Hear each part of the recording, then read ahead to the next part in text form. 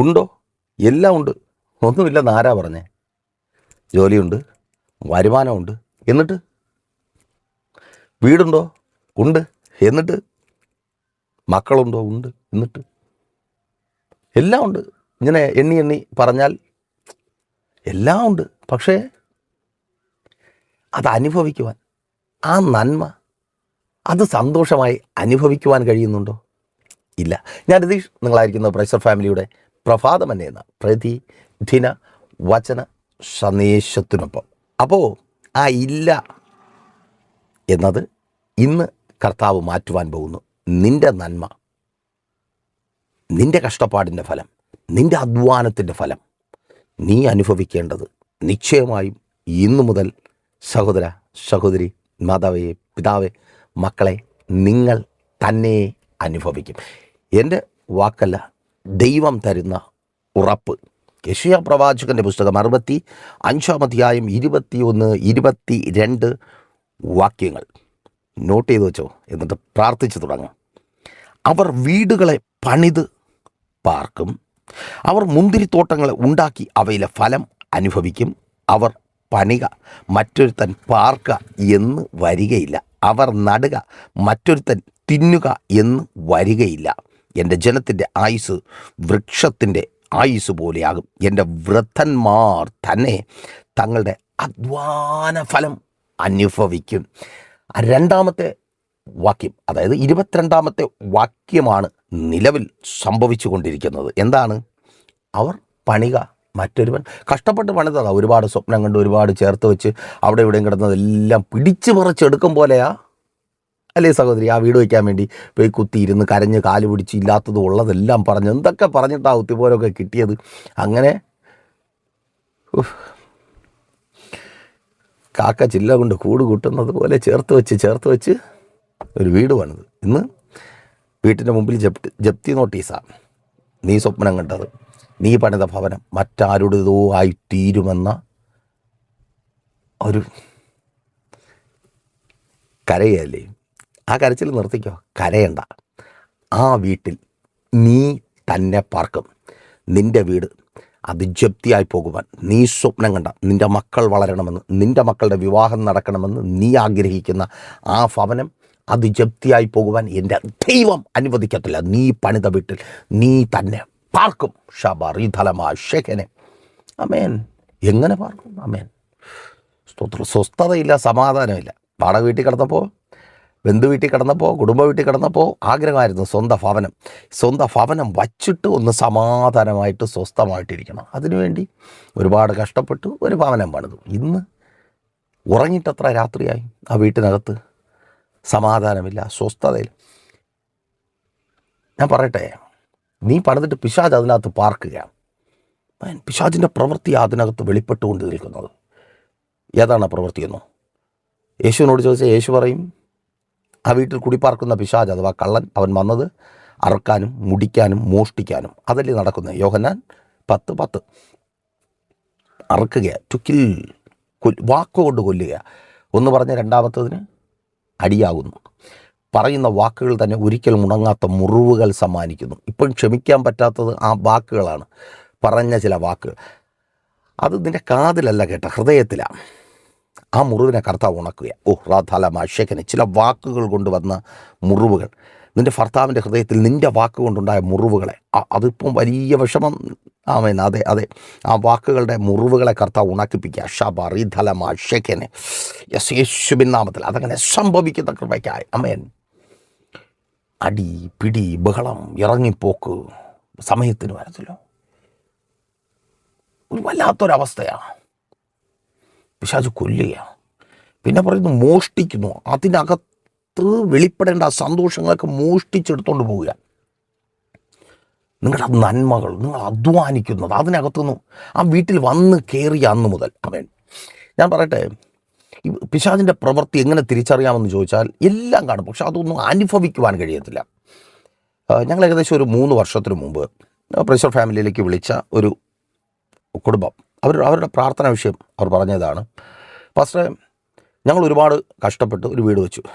അപ്പോൾ നിങ്ങൾ ചോദിക്കും, അതത്ര വലിയ കാര്യമാണോ പാസ്റ്റർ? എല്ലാവരും കഷ്ടപ്പെട്ടല്ലേ വയ്ക്കുന്നത്? അവരായിരുന്ന സാഹചര്യം അല്പം വ്യത്യസ്തമായിരുന്നു. ഈ പ്രശ്നങ്ങളാൽ ബാധിക്കപ്പെട്ടവരുമുണ്ട്, ബന്ധങ്ങളാൽ ബാധിക്കപ്പെട്ടവരുമുണ്ട്. ആമേൻ. അപ്പോൾ ഈ കുടുംബം ബന്ധങ്ങളാൽ ബാധിക്കപ്പെട്ട കുടുംബമാണ്. അവർ പറഞ്ഞത് സത്യമാണ്. ഇപ്പോഴും അവർ കൂടെ ഉള്ളതുകൊണ്ട് ഞങ്ങൾക്കത് ഉറപ്പിക്കാം, നമ്മൾ നല്ലൊരു ബന്ധമുണ്ട്. അപ്പോൾ അവിശ്വസിക്കേണ്ട കാര്യമില്ല. അവരൊരു 3 ഭവനം വേറെ വച്ചിട്ടാണ് 4ാമത് അവർക്കായിട്ടൊരു ഭവനം വെച്ചത്. അപ്പോൾ നിങ്ങൾക്ക് മനസ്സിലാവുമല്ലോ, പുള്ളി ഒരു മൂത്ത മകനായിരുന്നു. എല്ലാവർക്കും വേണ്ടിയുള്ള എല്ലാ കാര്യങ്ങളും ചെയ്ത് അവസാനം അവരൊരു വീട് തട്ടിക്കൂട്ടി എന്നൊരാശ്വാസത്തോടെ സഹോദരിയും സഹോദരനും 2 മക്കളും കൂടെ വീട്ടിനകത്തോട്ട് കയറി. പക്ഷേ അവർ പറഞ്ഞ പക്ഷേ ഞങ്ങൾ ഒരുപാട് പ്രതീക്ഷിച്ചിട്ടാണ്, കുടുംബ വീട്ടിലാണ് അവർ കിടന്നുകൊണ്ടിരുന്നത്. അവരുടെ പൈസ കൊണ്ടൊക്കെയാണ് ആ വീട് വെച്ചുകൊണ്ടിരുന്നത്. പക്ഷേ എങ്കിലും ഇവരവിടെ ഒരു അന്യനെ പോലെ, മീൻസ് ഒരു നുഴഞ്ഞു കയറ്റക്കാരൻ. ആ സഹോദരി ചിരിച്ചുകൊണ്ട് പറഞ്ഞ വാക്കാം, നുഴഞ്ഞു കയറ്റപ്പാരെ പോലെ പാസ്റ്ററെ ഞങ്ങളെ കാണുന്നത്. ഞങ്ങൾ പഠിപ്പിക്കണം, ഞങ്ങൾ ചിലവ് കാര്യങ്ങൾ നോക്കണം, ഞങ്ങൾ വീട്ടുകാര്യം നോക്കണം, എല്ലാം നോക്കും, ഞങ്ങൾ നുഴഞ്ഞു കയറ്റക്കാരും. വല്ലാത്തൊരവസ്ഥയാണ്. ഞങ്ങൾക്കൊന്നും പറയാൻ പറ്റത്തില്ല. ഞങ്ങളെന്തെങ്കിലും പറഞ്ഞാൽ പിന്നെ അത് അമ്മയ്ക്ക് ഇഷ്ടപ്പെടത്തില്ല, സഹോദരങ്ങൾക്ക് ഇഷ്ടപ്പെടത്തില്ല, അധികാരം സ്ഥാപിക്കുന്നു. ഈ സഹോദരിയാണെങ്കിൽ, അയ്യോ പാസ്റ്ററെ എനിക്ക് വാ തുറക്കാനൊരു അവസരം കിട്ടിയില്ല, ഞാൻ വാ തുറന്നാൽ അത് വേറെ രീതിയിൽ അതിനെ വലിച്ചുകൊണ്ട് പോകും, വലിഞ്ഞേറി വന്നവൾ ഭരിക്കുന്നു, ഞങ്ങളൊക്കെ കീഴേ വീട്ടുകാരാണോ. ഞാനിതിങ്ങനെ പറയുന്നത്, ഈ വാക്കുകൾ കേട്ട് കരഞ്ഞുകൊണ്ടിരിക്കുന്നവർ എൻ്റെ ശബ്ദം കേൾക്കുന്നുണ്ട്. സഹോദരി നിന്നോടാണ്. അമ്മേൻ. അപ്പോൾ അവർ പോയി. ഈ പോകുന്ന സമയത്ത് കുറച്ച് പ്രശ്നങ്ങളൊക്കെ ഉണ്ടായി. കാരണം ഇവരുടെ വസ്തു സംബന്ധമായിട്ട്. അപ്പോൾ വീടൊക്കെ വെച്ച് കൊടുത്ത് എല്ലാവരും സെറ്റിലാക്കിയിട്ടാണ് ഈ സഹോദരൻ ഇറങ്ങുന്നത്. ഈ കൊടുത്തുകൊണ്ടിരിക്കുന്നവർക്കൊരു കുഴപ്പമുണ്ട്. ആമേൻ. അവരുടെ കുഴപ്പമല്ല, കൊടുത്തുകൊണ്ടിരിക്കുന്നവർ എന്നും കൊടുത്തുകൊണ്ടിരിക്കണമെന്നാണ് വാങ്ങിക്കൊണ്ടിരിക്കുന്നവർ ആഗ്രഹിച്ചുകൊണ്ടിരിക്കുന്നത്. വാങ്ങുന്നവരുടെ ആഗ്രഹം എന്നും വാങ്ങിയാൽ മതി, കൊടുക്കണ്ടെന്ന് ഉള്ളതും കൂടെ. അപ്പം പുള്ളി ഇറങ്ങിപ്പോയപ്പം വിചാരിച്ചു ഉള്ള വസ്തുവും കൂടെ കൊടുത്തിട്ട് പോകുമായിരിക്കും എന്ന് വിചാരിച്ചു. പുള്ളിയുടെ അവകാശം. ഈ ഒരു 3 വീടൊക്കെ വയ്ക്കുമെന്ന് പറയുമ്പം തന്നെ അറിയാമല്ലോ, 3 കുടുംബത്തിൻ്റെ കാര്യമൊക്കെ നോക്കിയിട്ട് പോകുമ്പം തന്നെ സംഭവം ഏകദേശം വറ്റി, കറവേക്ക വറ്റി. നീ പറഞ്ഞത് കേട്ടല്ല സഹോദരൻ ഞാൻ പറയുന്നത്, അല്ല പറഞ്ഞിട്ടില്ലല്ലോ അല്ലേ, ഉറക്കത്തിൽ പറഞ്ഞത് ഇങ്ങനെ ഒന്ന് ഒളിഞ്ഞു കേട്ടോ എന്നായിരിക്കും. അല്ല, കറവേക്ക പറ്റി. അപ്പോൾ ഇനി എങ്ങനെയെങ്കിലും എവിടെയെങ്കിലും പോയി ചേക്കാറണമല്ലോ. അങ്ങനെ ആ അവസ്ഥയിൽ അവർ ഇറങ്ങി തിരിച്ചു. പക്ഷേ വീട്ടിനകത്ത് വന്നിട്ടും കുഴപ്പമില്ല, ജീവിക്കാനുള്ള സാഹചര്യമാണ്. പക്ഷേ അതിനകത്തൊരു സമാധാനമില്ല. അതിനകത്ത് വന്ന് കയറിയതുള്ളൂ. പിന്നെ ഭയങ്കര വാഗ്വാദങ്ങൾ, തർക്കങ്ങൾ. ആ സഹോദരൻ പറയുന്ന സഹോദരൻ പറയുന്ന ഒരു കാര്യം, ആ സഹോദരൻ പറയുന്ന ഇതുപോലൊരു ഭാര്യയെ കിട്ടി എൻ്റെ ഭാഗ്യമാണ്. കാരണം ഇത്രയൊക്കെ കാര്യങ്ങൾ വേറെ ആരെങ്കിലുമൊക്കെയാണ് ഇത്രയും കാര്യങ്ങൾ കുടുംബത്തിന് വേണ്ടി ചെയ്തിട്ട് പട്ടിയെ പോലെ ഇറങ്ങി പോരേണ്ടി വന്നിരുന്നെങ്കിൽ ആ സഹോദരി തല്ലിക്കൊന്നേനെ. ഒന്നുമില്ലാത്ത നല്ലവനായ യോബിൻ്റെ ഭാര്യ പോലും യോവനോട് പറയും ഈ ചത്തൂടെയിടാന്ന്. അപ്പോൾ ഇന്നത്തെ കാലത്ത് പറയണ്ടല്ലോ. ആമേൻ. അങ്ങനത്തെ സ്നേഹമുള്ള സഹോദരി, അത് തിരിച്ചറിയുന്ന ഭർത്താവ്. പക്ഷേ ഈ വീട്ടിൽ വന്ന് കയറിയ അന്ന് മുതൽ ഹീരിയും ബാബു പോലെ, ഒന്ന് പറഞ്ഞാൽ 2 വഴക്ക്. അവരാദ്യമായിട്ട് ഇത്രയും പ്രശ്നങ്ങളിലൂടെ പോയിട്ടും പിണങ്ങി നിന്നിട്ടില്ല. മീൻസ് അവർ പരസ്പരം പിണങ്ങി ഒരാളുടെ വീട്ടിലോട്ട് പോകേണ്ട അവസ്ഥ വന്നിട്ടില്ല. പക്ഷേ ഈ വീട്ടിൽ വന്നതിന് ശേഷം പിണങ്ങി വീട്ടിൽ പോയി മാറി നിൽക്കേണ്ട അവസ്ഥ വന്നു. മക്കൾ തമ്മിൽ വാഗ്വാദമായി തുടങ്ങി. എന്ത് പറഞ്ഞാലും എതിർത്ത് പറയാത്ത മക്കൾ.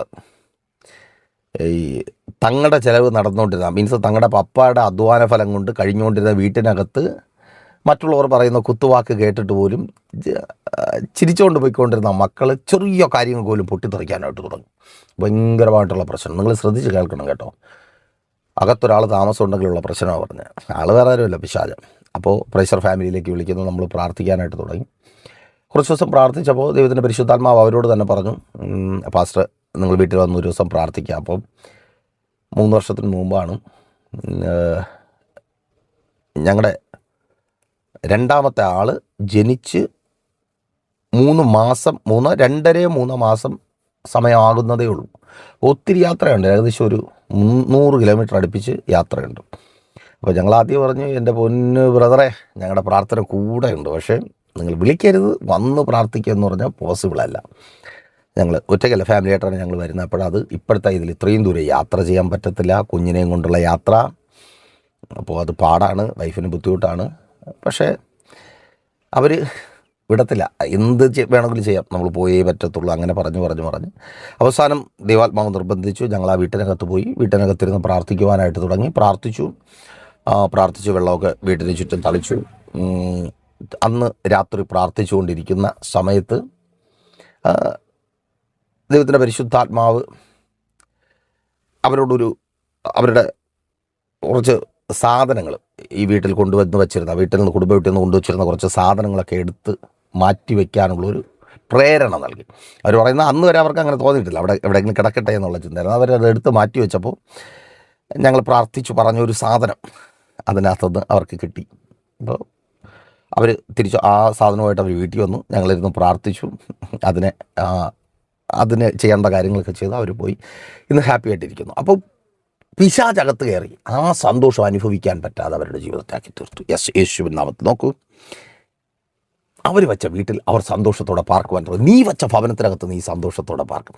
നീ നടുന്ന മുന്തിരിത്തോട്ടത്തിൻ്റെ ഫലം നീ അനുഭവിക്കും. കുടുംബജീവിതത്തിൻ്റെ സന്തോഷം, മക്കളുടെ, ഭാര്യയുടെ, നിങ്ങളുടെ മുൻപ് യേശുവിൻ നാമത്തിൽ അഥമാശകനും ആ സന്തോഷം അനുഭവിക്കുവാൻ റെഡിയാണോ? ആമേൻ. നോക്കൂ, എൻ്റെ ജനത്തിൻ്റെ ആയുസ് വൃക്ഷത്തിൻ്റെ ആയുസ് പോലെ ഇരിക്കും. ഇപ്പോഴോ ആമേൻ, ഏത് നിമിഷം വേണമെങ്കിലും അടിച്ചു പോകാം. ആ കണ്ടീഷനിലാണ്. അയ്യോ, വല്ലാത്ത അവസ്ഥയാണ്. ശ്വാസകോശമൊക്കെ ചുരുങ്ങി വരിക. ഡോക്ടർമാരൊന്നും സമ്മതിക്കത്തില്ല. കുത്തിവെച്ചവർക്കെല്ലാം അറിയാം പണി കിട്ടിയത്. അപ്പോൾ ദീർഘായുസ് കൊണ്ട് നിന്നെ ദൈവം തൃപ്തി വരുത്തും. നീ പട്ടുപോകുവാൻ, നീ നഷ്ടപ്പെട്ടു പോകുവാൻ എൻ്റെ ദൈവം അനുവദിക്കത്തില്ല. നിൻ്റെ ആയുസ്സിനോടുകൂടെ സഹോദര കേൾക്കുക, സംവത്സരങ്ങളെ എൻ്റെ ദൈവം ദീർഘിപ്പിച്ച് നൽകിയ മക്കളുടെ നന്മ കാണുവാൻ തക്കവണ്ണം പ്രാർത്ഥിക്കുക. അയ്യോ പാസ്റ്റർ, മക്കളുടെ നന്മ, മക്കളുടെ അനുഗ്രഹം, മക്കളുടെ അധ്വാന ഫലം എനിക്ക് അനുഭവിക്കുവാൻ കഴിയുന്നില്ലെന്ന്. അതേ, നിൻ്റെ തലമുറയുടെ നന്മ അനുഭവിക്കുവാൻ തക്കവണ്ണം എൻ്റെ ദൈവം നിൻ്റെ കരങ്ങളെ നിറയ്ക്കുവാൻ പോകുക. യസ്രാഥലമാശേഖനെ വിശ്വാസത്തോടെ പ്രാർത്ഥിക്കുക.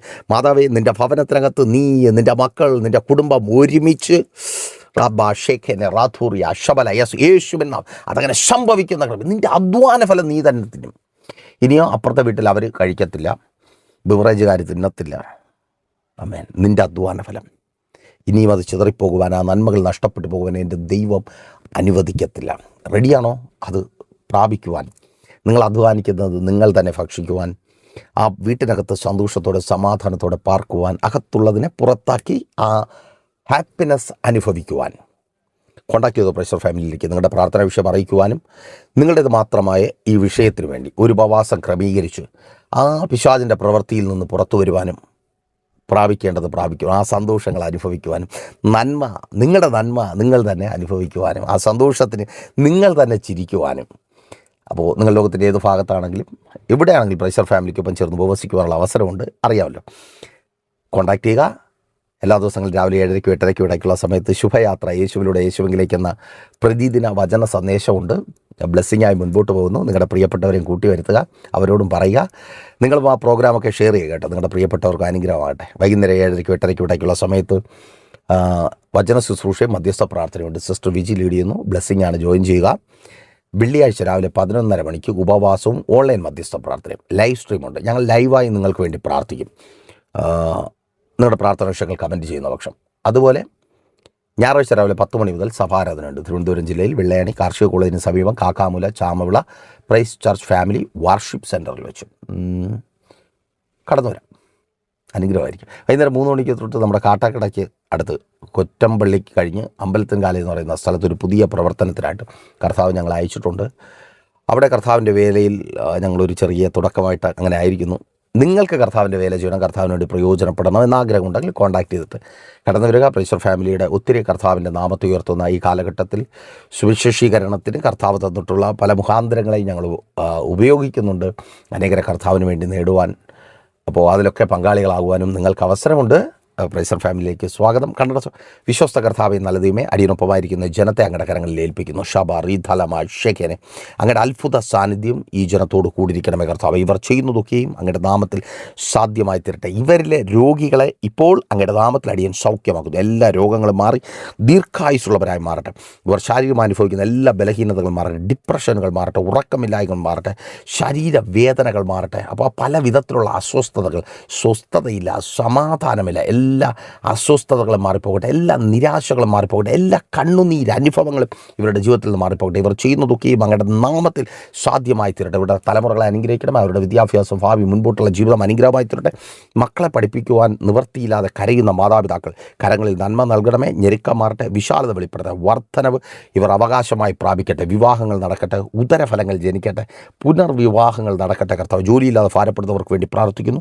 നല്ല ജോലികൾ, അനുഗ്രഹിക്കപ്പെട്ട ജോലികൾ നൽകി മാനിക്കണമേ. തൊഴിൽ സാഹചര്യങ്ങൾ അനുകൂലവും അനുഗ്രഹവുമായി തീരട്ടെ.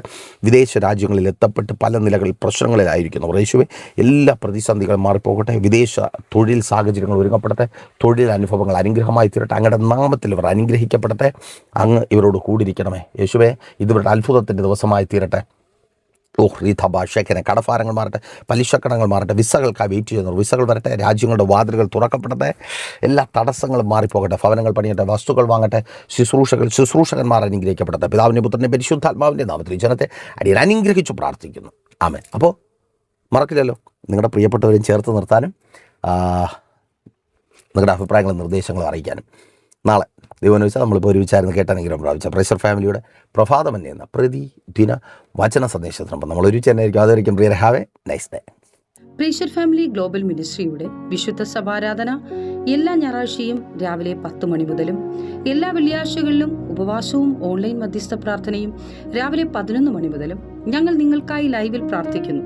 നിങ്ങളുടെ പ്രാർത്ഥനാ വിഷയങ്ങൾ കമന്റ് ചെയ്യുക. പ്രേഷർ ഫാമിലി ഗ്ലോബൽ എന്ന നമ്മുടെ യൂട്യൂബ് ചാനലിലൂടെ നിങ്ങൾ ലോകത്തിന്റെ ഏത് ഭാഗത്തായിരുന്നാലും ഞങ്ങൾക്കൊപ്പം ചേർന്ന് പ്രാർത്ഥിക്കുവാനും ആരാധിക്കുവാനും അവസരമുണ്ട്.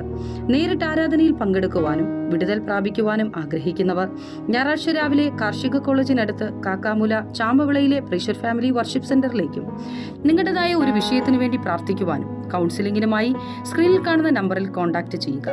നിങ്ങൾക്കും ഈ പ്രോഗ്രാം സ്പോൺസർ ചെയ്യുവാനും കർത്താവായ യേശുക്രിസ്തുവിന്റെ സുവിശേഷം അനേകരിലേക്ക് എത്തിക്കുവാനും അവസരമുണ്ട്. പ്രാർത്ഥനയോടെ വിളിക്കുക. ആമേൻ.